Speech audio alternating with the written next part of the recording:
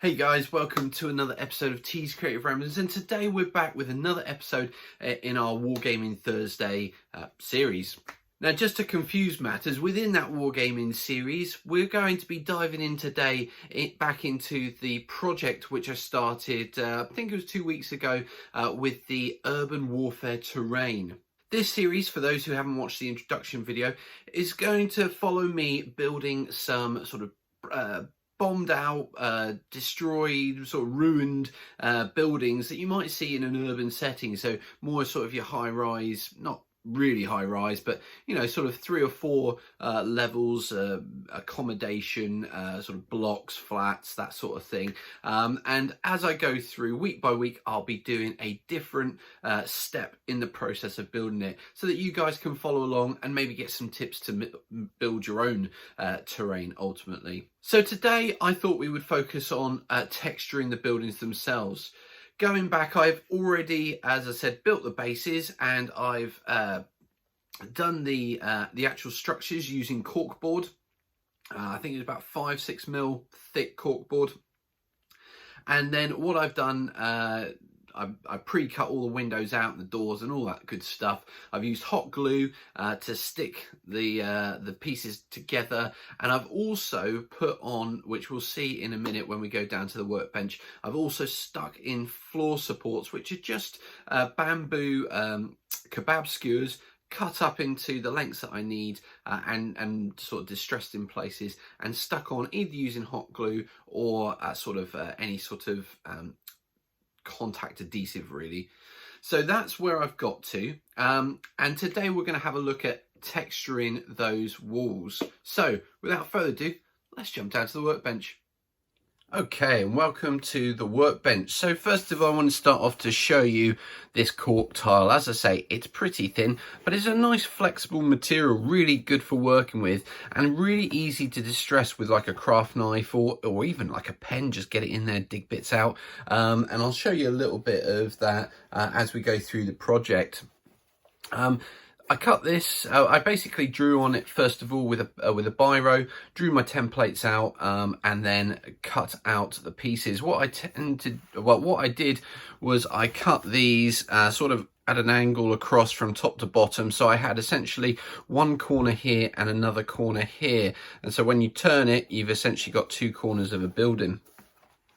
Now, in terms of texturing this material, we could just leave it as it is, although it's not completely smooth, but it is relatively smooth.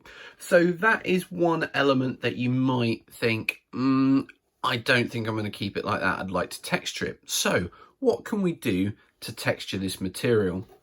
So one option is that you could cover the outside of all of the cork that you want textured with PVA glue, and then sprinkle over some sand, whether it's a sharp sand with slightly bigger bits in, or perhaps a finer sand.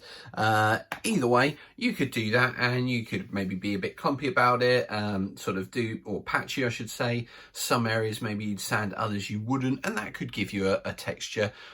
For me, it's not something I want to go into. I don't particularly like PVA and sand. I do enough of that with basing, but that is one option. The next option is to use texture paints. Now, these aren't exactly the right paints that I would use for texturing a building, but you could use other paints similar to these. So these essentially are a paint with grit in them. I mean, you could actually just use some bog standard paint, the color you want, and add sand to it. That would give you a similar effect. But these are Vallejo do them, other companies do them as well. And like I say, it's essentially paint with grit in it. And once you've painted that on, you get that texture as well as a color, which sort of kills 2 birds with 1 stone. But that's a choice to be made. The next option, or another option of a technique that you could use to texture the walls, is to use polyfiller. Now, this is a brand, Polycell. It's essentially a filler. I think for the Americans they call it spackle. I'm not going to take the lid off because I can't be bothered. But essentially what it is it's like a paste that you can put over. It will add texture to it when it dries.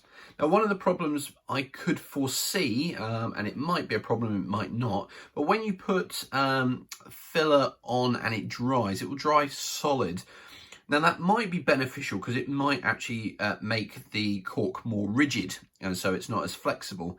However, it could be that the flex of the cork ultimately ends up with the filler cracking. And obviously that's not any good for you if you're doing this, particularly if it's a piece of terrain for wargaming. It needs that durability, and if it's going to crack when you move it, touch it, you could have problems. So it is an option you might want to experiment with, but it's not something that I'm going to use on this particular project. And finally, the another option you could use is a textured spray paint. Now, you can find these often at DIY shops, sort of home improvement shops, that sort of thing. This one is specifically a stone effect, which means that you get a sort of stony, in this case, a granite black colour, as well as sort of these really sort of small fibres that come out and stick to the surface. And so you get a texture as well as a paint colour, which is really, really cool in my opinion. And obviously when it dries, it just protects the cork a little bit more as well. So this is the method that I'm going to use. I am going to be using this outside. It is incredibly messy. Lessons to be learnt: if you are wearing good clothes, don't go spraying this with good clothes on, certainly not your Sunday best. Much better to get some old clothes you don't mind getting a bit dirty.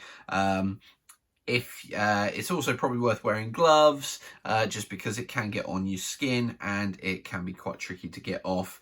So just, take the proper precautions when you're using this sort of thing. But I've got a couple of cans of this. That should be enough to see me through the dozen buildings I've got, or the dozen ruins that I've got. So let's jump down to a time lapse and see the process in action. And then we'll come back to the workbench and I'll show you one that's dried, and we'll have a look at how it's come out. So here we go.